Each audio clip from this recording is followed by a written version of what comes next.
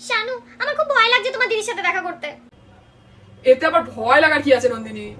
এই আপদটাকে আবার এরকম সময় কি করতে নিয়ে এলি?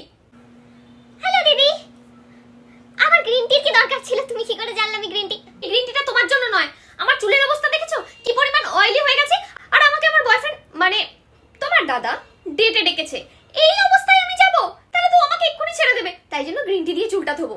আমি ইন্টারনেটে ভিডিও দেখেছি চুল গ্রিন টি দিয়ে তুলে চুলের এক্সেস অয়েল চলে গিয়ে চুল সিল্কি আর শাইনি হয়। দিদি, গ্রিন টি শরীরের জন্য ভালো, কিন্তু চুলকে পুরোপুরি ক্লিন করতে পারে না। তার জন্য গ্রিন টির সাথে তোমার দরকার এক্সট্রা কেয়ার। আমি এক্ষুনি বাড়ি থেকে আসছি, জাস্ট আধ ঘন্টা।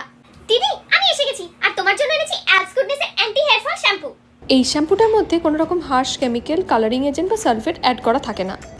দিদি দেখো, নর্মাল শ্যাম্পু দিয়ে শ্যাম্পু করার পরেও তোমার স্ক্যাল্প কিন্তু অতটা ক্লিন হয়নি, আর অয়েলটা তো যায়নি, ফলে হয় হেয়ার ফল আর ড্যান্ড্রফ। এক্সট্রা কেয়ারের জন্য তুমি যেটা করতে পারো, অ্যালপস গুডনেসের অ্যান্টি হেয়ার ফল শ্যাম্পুর সাথে গ্রিন টি মিশিয়ে ভালো করে সেটাকে ডাইলুট করে নিতে পারো। এই শ্যাম্পুটার মধ্যে থাকে coconut base cleaning agent.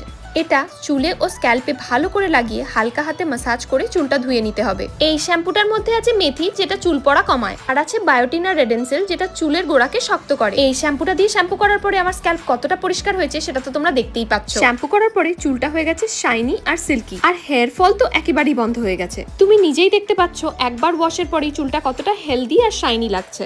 Alps গুডনেসের অ্যান্টি হেয়ার ফল ফেনুগ্রিক শ্যাম্পুটা purple.com এ অ্যাভেলেবেল। এছাড়া এই কিউআরটা স্ক্যান করেও তোমরা কিনে নিতে পারো।